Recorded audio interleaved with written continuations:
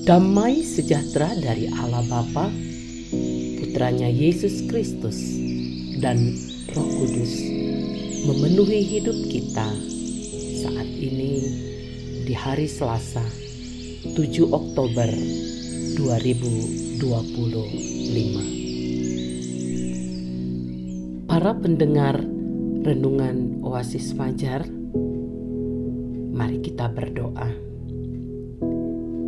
Kami menghampiri hadirat-Mu yang kudus ya Allah, karena kami tahu Engkaulah pintu berkat, di mana ketika kami datang kepadamu, maka Engkau memperhatikan kami.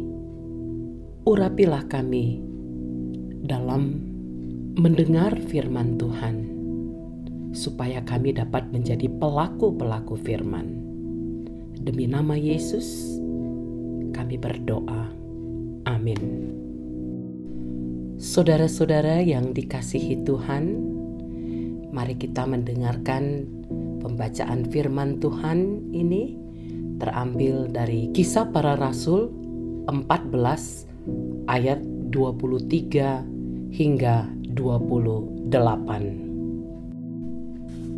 Di tiap-tiap jemaat, rasul-rasul itu menetapkan penatua-penatua bagi jemaat itu. Dan setelah berdoa dan berpuasa, mereka menyerahkan penatua-penatua itu kepada Tuhan, yang adalah sumber kepercayaan mereka. Mereka menjelajah seluruh Pisidia dan tiba di Pamfilia. Di situ mereka memberitakan firman di Perga, lalu pergi ke Atalia di pantai. Dari situ berlayarlah mereka ke Antiokhia. Di tempat itulah mereka dahulu diserahkan kepada kasih karunia Allah untuk memulai pekerjaan yang telah mereka selesaikan. Setibanya di situ, mereka memanggil jemaat berkumpul, lalu mereka menceritakan segala sesuatu yang Allah lakukan dengan perantaraan mereka, dan bahwa Ia telah membuka pintu bagi bangsa-bangsa lain kepada iman. Di situ mereka lama tinggal bersama-sama dengan murid-murid itu. Pintu berkat bagi bangsa-bangsa. Inilah judul Renungan Oasis Fajar pada hari ini. Ayat 27 sebagai ayat penekanan. Setibanya di situ, mereka memanggil jemaat berkumpul, lalu mereka menceritakan segala sesuatu yang Allah lakukan dengan perantaraan mereka, dan bahwa Ia telah membuka pintu bagi bangsa-bangsa lain kepada iman. Saudaraku, Paulus dan Barnabas adalah mitra sepelayanan dalam perjalanan penginjilan pertama mereka di Siprus dan Asia Kecil, sekarang disebut Turki. Mereka menjadi simbol dalam penginjilan karena memberikan inspirasi dan keberanian bagi orang Kristen dewasa ini dalam melakukan penginjilan praktis lewat kehidupan sehari-hari. Bagi institusi gereja, mereka membentuk kepengurusan dengan mengangkat penatua-penatua sebagai pemimpin jemaat yang memiliki peran dalam membina dan menggembalakan anggota.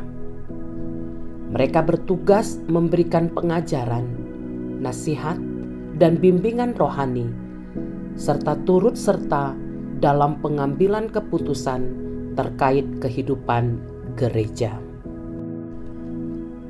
Paulus dan Barnabas merupakan contoh bagi seorang pelayan karena penderitaan dan penganiayaan serta percobaan untuk membunuh mereka hadapi dengan tenang, berserah kepada Allah yang mereka layani dan bersyukur kepada Tuhan karena Allah selalu menolong dan meluputkan mereka dari segala mara bahaya.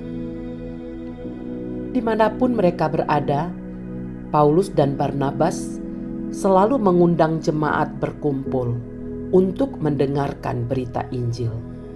Mereka bercerita bagaimana Allah sudah menolong dalam segala sesuatu. Mereka juga menceritakan bagaimana Allah telah membuka pintu bagi bangsa-bangsa lain untuk percaya kepada Tuhan Yesus.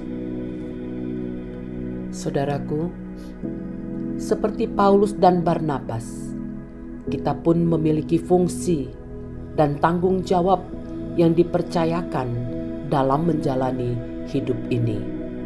Milikilah iman yang teguh dan sikap yang bertanggung jawab terhadap apa yang Tuhan percayakan kepada kita. Muliakanlah Allah melalui apa yang kita kerjakan, sehingga menjadi pintu berkat juga bagi sesama. Penegasan, kita adalah alat di tangan Tuhan, sehingga keberhasilan yang dicapai bukanlah sebuah kehormatan atau prestis. Saudara-saudaraku, mari kita berdoa. Bapa Sorgawi, terima kasih untuk kehormatan yang diberikan untuk melayani dan bekerja di ladang-Mu.